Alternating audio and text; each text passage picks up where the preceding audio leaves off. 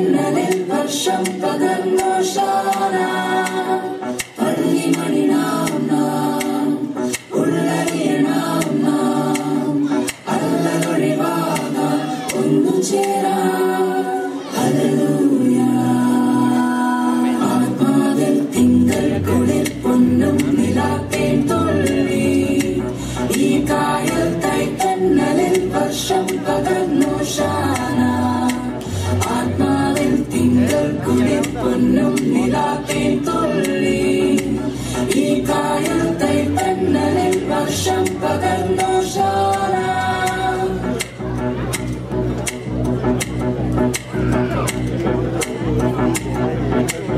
ഒരു പുൽക്കൂട്ടിൽ സ്വർഗം കനിഞ്ഞല്ലോ സ്വപ്നപ്പൂക്കിരിഞ്ഞല്ലോ പുതുവർഷം തളിർത്തു നിന്നല്ലോ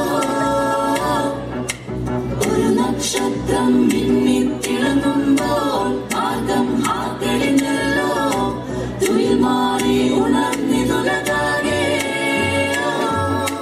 വരവേൽക്കേണ്ടും വിശുദ്ധി പരമായി മഞ്ഞിൽ പരത്തി കനിവിൻ നന്മയിൽ വിടർത്തി തെളിച്ചു മനുജർക്കു ചേർത്തിതനുപമമാം സുഹൃതം.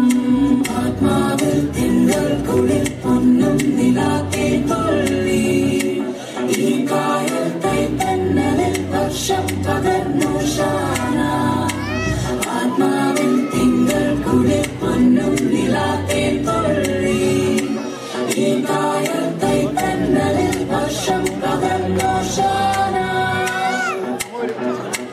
വലകരമതിനെ ഉയർത്തി വലിയൊരിടയനാം യഹൂദൻ കനിവുളനുഗ്രഹമണയ്ക്കാൻ തുണയ്ക്കായി വരണേ ഒരുമിച്ചു വേദ മനസ്സായി ശ്രുതി ചേർത്തു നീതി നിറവായി സുവിശേഷ സുഖം കലരും വചനം നിറയും നാമായി പൊരുളായി നിറയായി പകരാവൂ.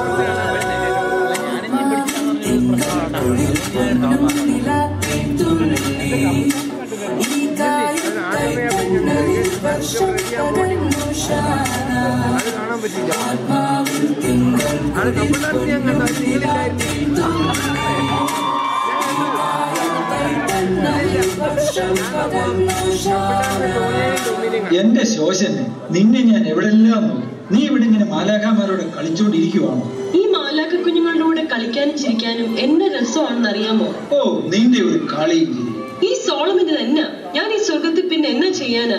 നിനക്കിപ്പം സർവ്വസമയവും മാലാഖമാരും മൽപ്പന്മാരും മാത്രം മതിയല്ലോ. ഞാൻ ഇവിടെ ഉള്ള കാര്യം പോലും നീ മറന്നു. എന്റെ സോളമ, ഇവിടെ സോളമന് വേണ്ടി എനിക്ക് ചോറും കറിയും ഉണ്ടാക്കണ്ട, തുണി അലക്കണ്ട, പിന്നെ ഞാൻ എന്ത് ചെയ്യാനാ? അല്ലേലും അതുള്ളതാ. സുഖസൗകര്യങ്ങൾ കൂടുമ്പോൾ പെണ്ണുങ്ങൾ കിട്ടിയവനെ മറക്കും. ഇവിടെ ഇപ്പൊ ഞാനില്ലേലും നിനക്കെന്നാ? അയ്യടാ, ഇതെന്താ ഇന്ന് ഇങ്ങനെ ഒരു വർത്തമാനം? ഭൂമിയിലായിരുന്നപ്പോ ഒരു ദിവസം പോലും നിനക്കെന്നെ പിരിഞ്ഞിരിക്കാൻ മേലായിരുന്നു. അത് പിന്നെ അങ്ങനല്ലേ നമ്മൾ ജീവിച്ചത്? ആ ജീവിതമല്ലേ നമ്മളെ ഇവിടെ എത്തിച്ചത്? ഈ സോളമനും ശോഷന്മയും കണ്ടുമുട്ടി പണ്ടേ മാമോദീസ പ്രായം തൊട്ടേ ഉള്ളറിഞ്ഞേ തമ്മിൽ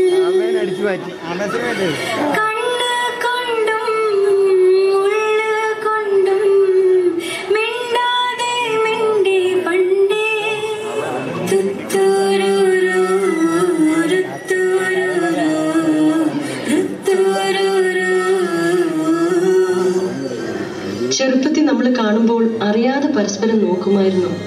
പക്ഷെ നമ്മളിങ്ങനെ കല്യാണം കഴിച്ച് ഒന്നിച്ച് ജീവിക്കുമെന്ന് ഞാൻ സ്വപ്നത്തിൽ പോലും വിചാരിച്ചില്ല.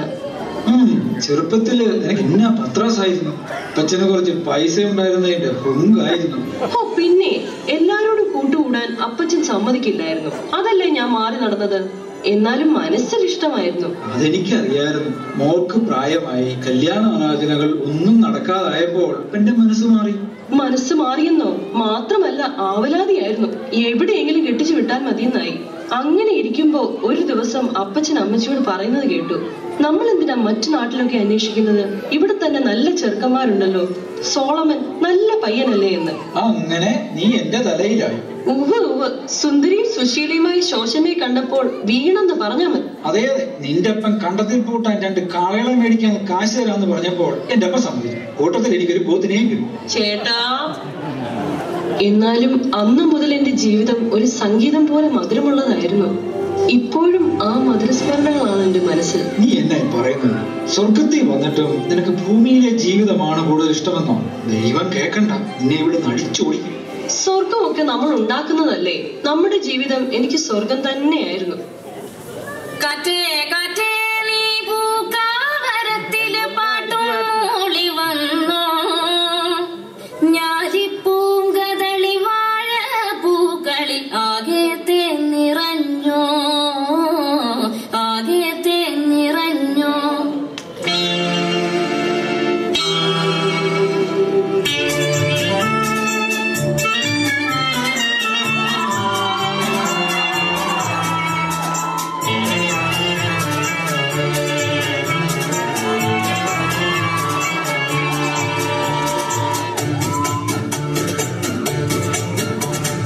കാറ്റേ കാറ്റേ നീ പൂക്കാമരത്തിൽ പാട്ടും മൂളി വന്നോ, പാട്ടും മൂളി വന്നോ, ഞാലിപ്പൂങ്കതളി വാഴ പൂക്കളിലാകെ നിറഞ്ഞോ, ആകെ നിറഞ്ഞോ.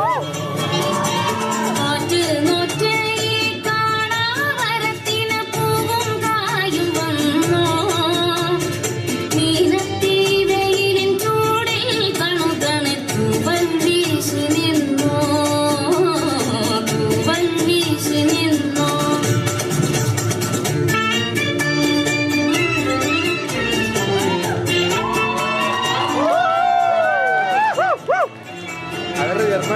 എന്താ ഇവിടെ ഭൂമിയിലെ പോലെ ഇവിടെയും കശപിശ തുടങ്ങിയോ? ഹേയ്, അങ്ങനൊന്നുമില്ല. ഞങ്ങൾ അതുവെങ്കിലും സംസാരിക്കുന്ന മാത്രം. ഇവിടെ ഒന്ന് കാണാൻ പോലും കിട്ടുന്നില്ലേ എന്ന് പറയുമല്ലോ. അതെന്താ ഇങ്ങനെ എപ്പോഴും കാണണമെന്ന് തോന്നുന്നത്? അത് പിന്നെ അങ്ങനെയല്ലേ, മനസ്സിലിങ്ങനെ മാറാതെ മറയാതെ കിടക്കുമല്ലേ. അത് പിന്നെ പത്രോസ് ചേട്ടന് പറഞ്ഞാൽ മനസ്സിലാവില്ല ഞങ്ങൾ തമ്മിലുള്ള ബന്ധം. അത് ശരി, അത് ശരി, ഞാൻ സമ്മതിച്ചു. അത് മതി, ഞങ്ങളുടെ ബന്ധം എന്നതായിരുന്നുവെന്ന് പിന്നൊരു ദിവസം ഞാൻ പത്രോസ് ചേട്ടന് പറഞ്ഞു തരാം. ശോശനെ എന്തറിഞ്ഞിട്ടാ ഈ പറയുന്നത്? അതെന്താ? ഭൂമിയിൽ നടക്കുന്ന ഓരോ കാര്യങ്ങളും ഞങ്ങൾ എവിടെ ഇരുന്ന് കണ്ടുകൊണ്ടായിരിക്കുന്നത്. ഉവ്വോ, എന്നിട്ടാണോ ഞാൻ പണ്ട് കിണറ്റി വീണിട്ട് ആരും കാണാതെ 2 മണിക്കൂറോളം കിടന്നത്? അതിനെന്താ, അവസാനം സോളമൻ തന്നെ വന്നില്ലേ നിന്നെ രക്ഷിക്കാൻ? അതൊക്കെ ദൈവത്തിന്റെ ഓരോ പദ്ധതികളാ. അതെയോ? ഭാഗ്യത്തിന് അന്ന് കണ്ടത്തിൽ നിന്ന് വന്നപ്പം കിണറ്റിൻകരയിൽ പോയി കാലൊന്ന് കഴുകിയിട്ട് പോകാമെന്ന് തോന്നിയത് നന്നായി. അതെല്ലാം ദൈവത്തിന്റെ ഓരോ പദ്ധതികളാ. എന്നാലും ഭൂമിയിൽ നടക്കുന്നത് എല്ലാം കാണാമെന്ന് പറയുന്നത് എനിക്കങ്ങ് വിശ്വസിക്കാൻ പറ്റുന്നില്ല. സംശയമുണ്ടോ? എല്ലാ സമയവും കാണുന്നുണ്ടോ? എല്ലായിടത്തും എല്ലാ സമയവും നടക്കുന്ന കാര്യങ്ങൾ ഇവിടെ ഇരുന്ന് കാണാം. രാത്രിയിലും? രാത്രിയിലും. കഷ്ടം.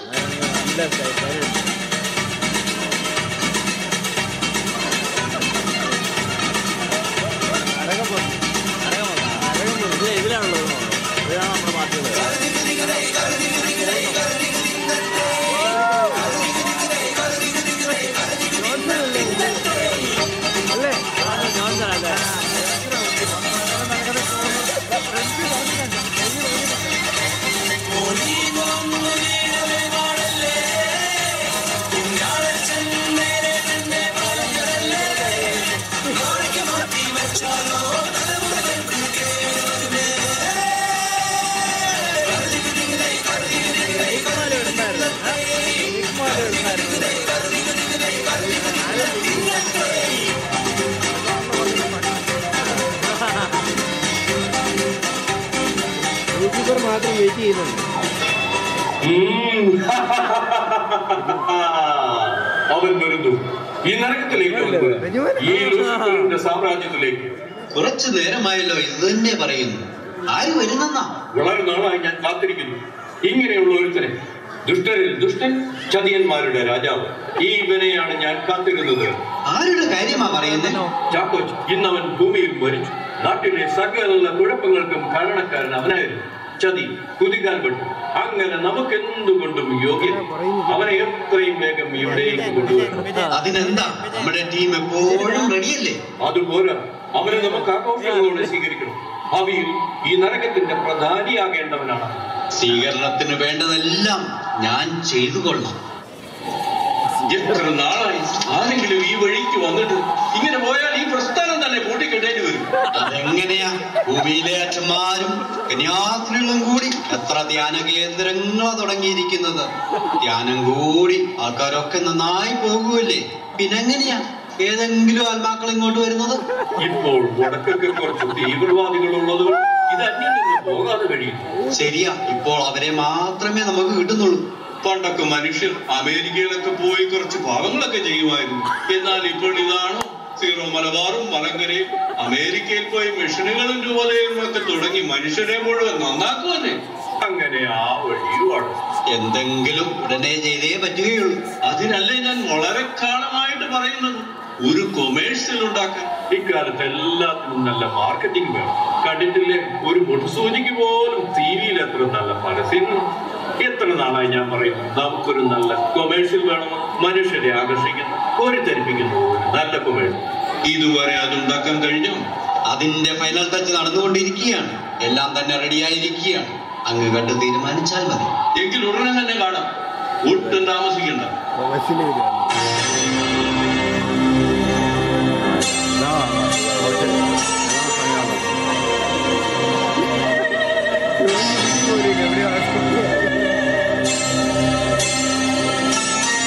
ആൾക്കാർ ഒന്നും തിരിയുന്നില്ല തോന്നുന്നു. അത് റിജുവിന്റെ മോളാ. ഒന്ന് റിജുവിന്റെ മോളാ. അത്രയും ആ ഒന്ന് ശരിയാക്കിന്റെ വർഷയാണ്.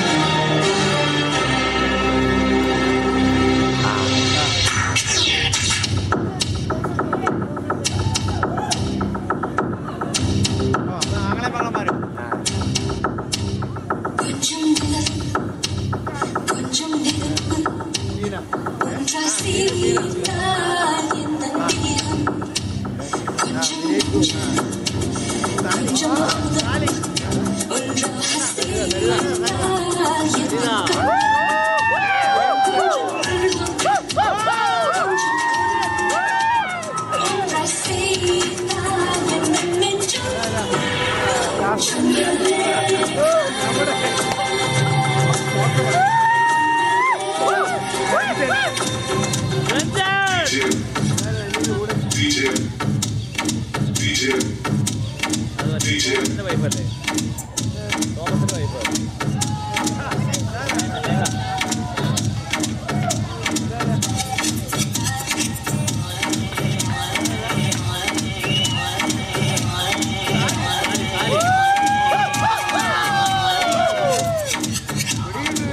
ആളെ പറഞ്ഞു sari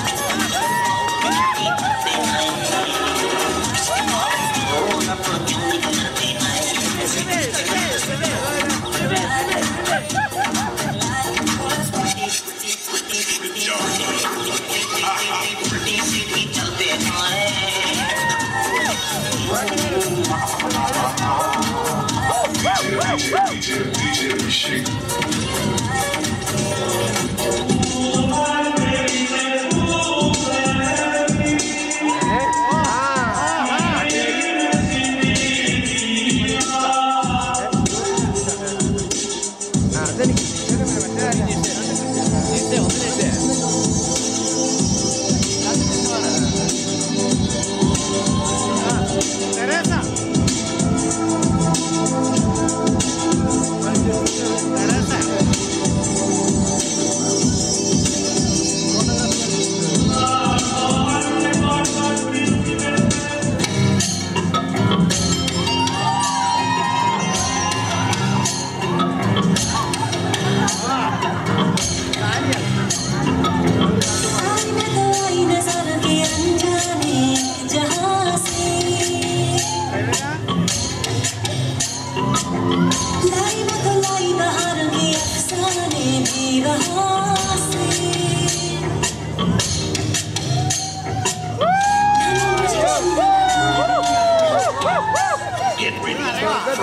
this special night, party, celebration.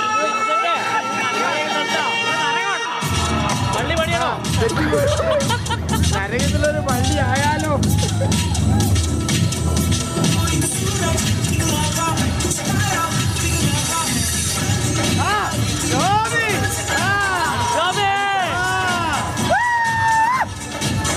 ധൈര്യം ഉണ്ടാക്കാൻ പോയത് നേരത്തെ.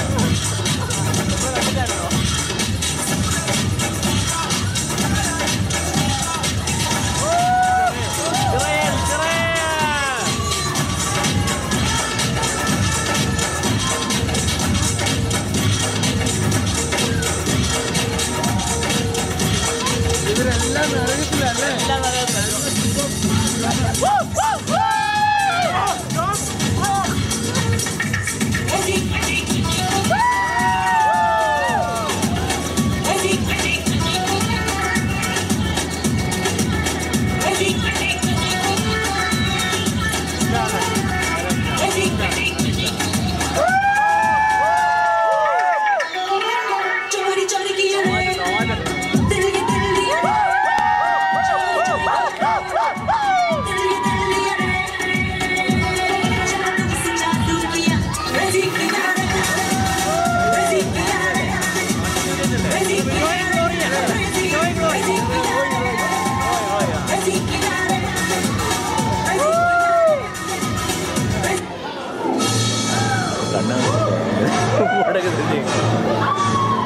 ഈ വാർഡ് മൊത്തം നരകത്തിലാണല്ലോ.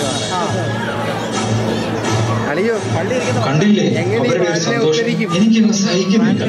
എന്നാണോ ഈ പറയുന്നത്? എനിക്കൊന്നും മനസ്സിലാവുന്നില്ല. അത് പറയാനല്ലേ ഞാൻ നിന്നെ അന്വേഷിച്ച് വന്നത്. എന്താ കാര്യം? നിനക്ക് വിഷമമുണ്ടാക്കുന്ന കാര്യം എന്നാലും പറയാം. ഓ, ഈ സ്വർഗത്തിൽ എന്നാ വിഷമം ഉണ്ടാക്കുന്ന കാര്യം? അതല്ലടി, നരകത്തിൽ അവർക്കൊക്കെ ഇത്ര സന്തോഷം എന്തിനാണെന്ന് അറിയാമോ? നമ്മുടെ മകൻ ചാക്കോച്ചി മരിച്ചു. അയ്യോ, ശരിയാണോ? എനിക്ക് വയ്യ.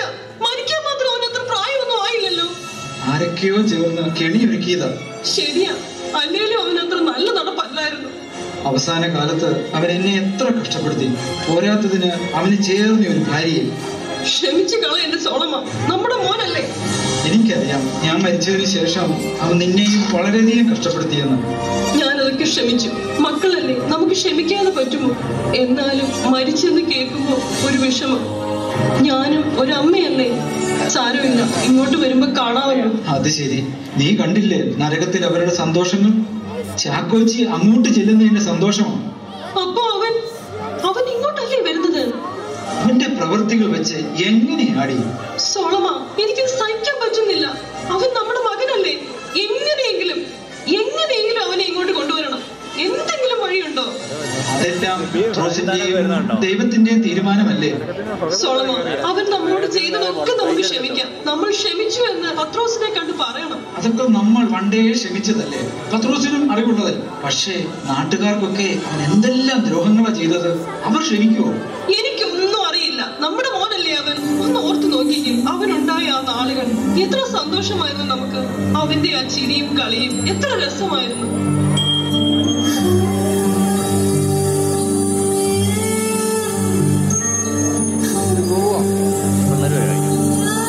പഴയ കാലത്തേക്ക് ഇറങ്ങി പോകാൻ തുടങ്ങുമ്പോൾ പുറകെ അയച്ചുകൊണ്ട് പോകുന്നത്.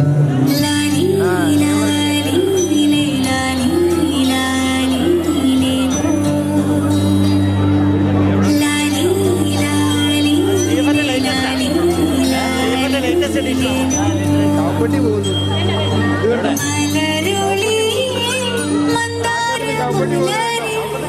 മഞ്ചാടി ചാഞ്ചാടി പുതുമലരെ പൊന്നാരമലരെ എന്നോമൽ കടിയേ എൻ കുഞ്ഞുമലരെ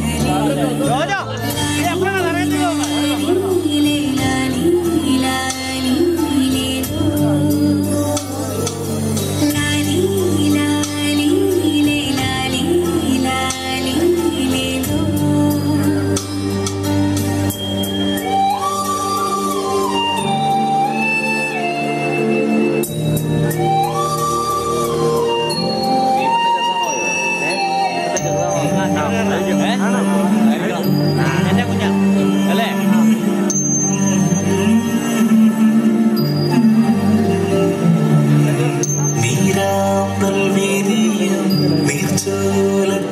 കുളിരിൽ നീന്തും നീയാരോ സ്വർണ്ണമീന അമ്മ കുരുവി ചൊല്ലുമോരായിരം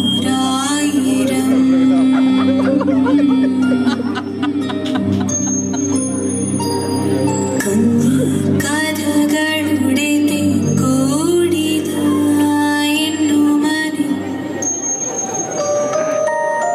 കണ്ടിട്ട് ഇങ്ങനെ തോന്നുന്നു.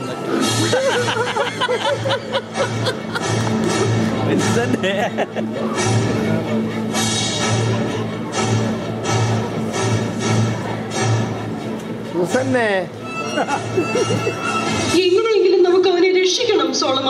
എന്താ നിങ്ങൾ തമ്മിലൊരു തർക്കം? പത്രോസേ ദേ ഞങ്ങളുടെ ചാക്കോച്ചി മരിച്ചു. അവനെ എങ്ങനെയെങ്കിലും സ്വർഗത്തിലേക്ക് കൊണ്ടുവരണം. അതാണോ കാര്യം?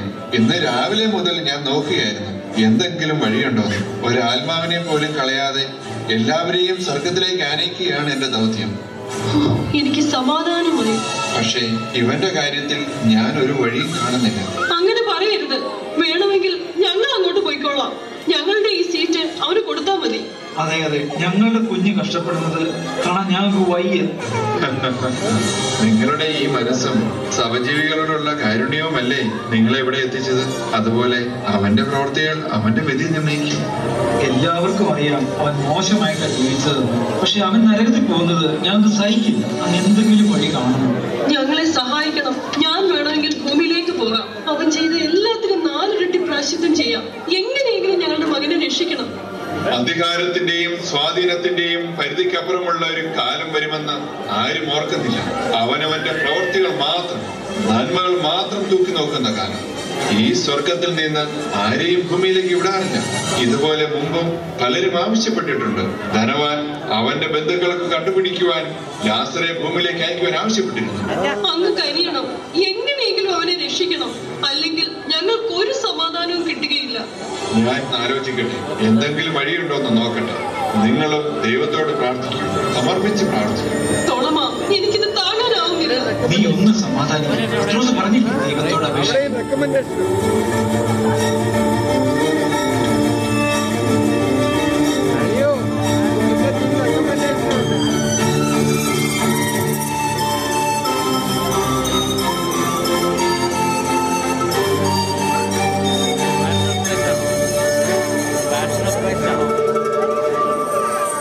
ഇതെന്റെ രക്തം, ഇതെന്റെ മാംസം, ഇതെന്റെ ജീവിത ബലിദാനം.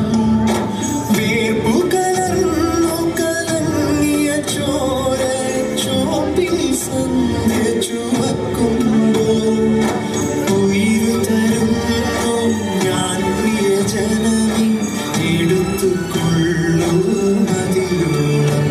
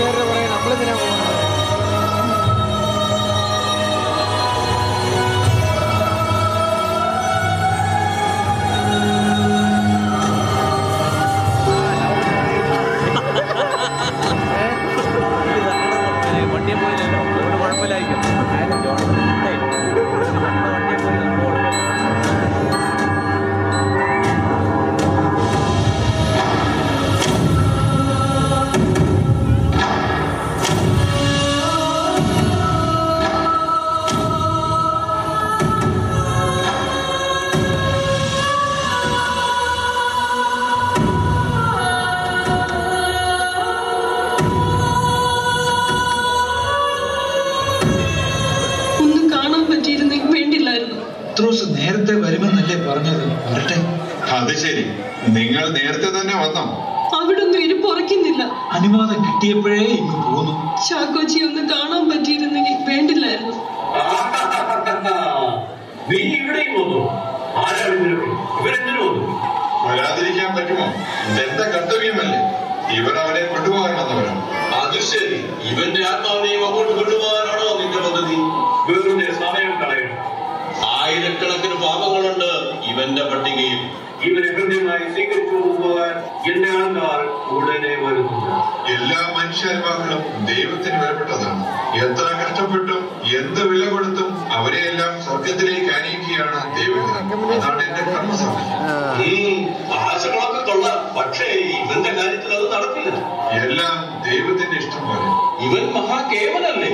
എനിക്ക് പ്രിയപ്പെട്ടവൻ.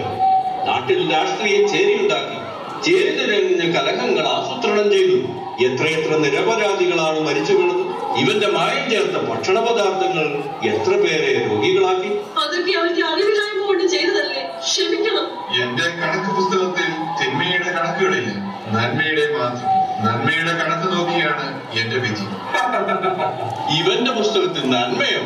ഭാവിയുടെ പശ്ചാത്താപമാണ് ദൈവത്തിന് ഏറ്റവും പ്രിയപ്പെട്ട നന്മ. സ്വർഗത്തിൽ പോലും അവന്റെ മാതാപിതാക്കൾ അവന് വേണ്ടി പ്രാർത്ഥിക്കുന്നു.